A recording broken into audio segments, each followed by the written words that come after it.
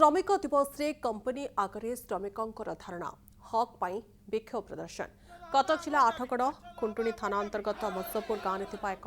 मद कारखाना गेट्रे ताला पकाई 6 दफा दाबी नहीं धारणा देते श्रमिक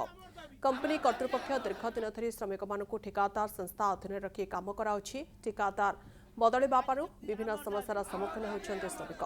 या सहित अर्थकुशली श्रमिक आधार में 520 टंका प्रदान मेडिकल सुविधा सुरक्षा व्यवस्था जोगाई देवाई बारंबार दाबी कराଯାଉଛି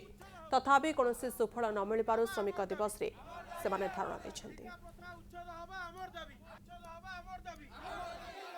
60 जन जाक एकाठी स्थायी बासिंदा स्थायी हिसाब से बसीचु आमको स्थायी निजुक्ति दि जाऊ जेहेतु कंपानी अंडर 40 पिला अच्छा आम भी 60 जन चाहूँ जे कंट्राक्टर उच्छेद करमको स्थायी निजुक्ति दि जाऊ आमर स्थायी निजुक्ति हो ये मेडिकल सुविधा कहार किसी सुविधा ना सेटा करा जाऊ सेफ्टी जिनस किसी 2 मास रे लेखा दि जाऊ तुम जो काम कर तुम सेफ्टी जिनस हेलमेट बूट किसी जोगाई दियो से वर्ष के थरे लेखा दउछंती हमर तो 2 मास रे खराब हो जाउची वर्ष के थरे देले कोन करिमु।